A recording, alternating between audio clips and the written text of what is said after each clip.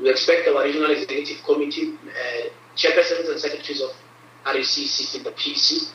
They will convene our regional working committee and RECs to consider the report of the extended national working committee and the views of the provincial executive committee meeting. They must actually coordinate these branch executive committees to meet. We must coordinate branch general meetings working with them. And then we must also meet with the alliance. We have an summit sometime this month. Interactions, we have regular interactions with our alliance partners. We'll also meet various sectors, faith-based organizations, youth formations, women's formations, various formations, to hear their views on the matter. We are not doing this because we are blaming another province. Every province has a right to meet and take a decision on how it feels about the matter. So if provinces feel that they completely PEC supported the decision of the National Working Committee, extended National Working Committee, we are not blaming them. Just as we don't expect anybody to blame us for taking a decision, because finally we expect the National Executive Committee meeting to pronounce on the matter when it meets in May.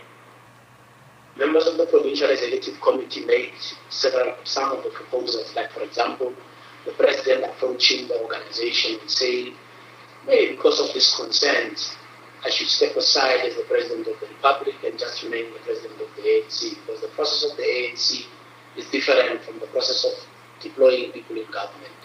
The election of an ANC President and its National Executive Committee is done at the National Conference of the ANC, and there are processes on how we elect and remove leadership of the ANC. Not something we just do by having a National Executive Committee and making decisions. So those are some of the proposals. Okay. They also talked about PEC members. The PEC meeting talked about issues of if there are ethical and integrity issues relating to this, how this matter was handled.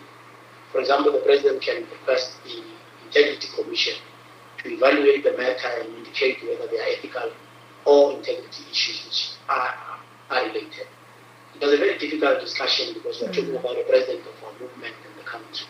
Hence the importance of going to the branches and the regions of the ANC in our province to consult the alliance in our province, to consult various sectors of society so that they give us feedback on what they think about the decision of the National Working Committee, as decided by the very National Working Committee meeting in Cape Town. We are democrats. If majority of our structures do not agree or agree with us, we'll communicate that view to our national leadership. Views of various sectors of society will also be communicated to our national leadership. We are not commenting on the discussions among ANC structures. The ANC has about 9 provinces, 53 regions, and all of them are sitting at different times. So we can't be commenting each of those structures make a statement of whatever kind. This was correct. ANC has 53 regions, 9 provinces, many thousands of branches. You can't be reacting to every meeting of the African National Congress around the country. They have opened a process of engagement by structures. The National Working Committee will be visiting our province. We are consulting so that we can give feedback to our national leadership.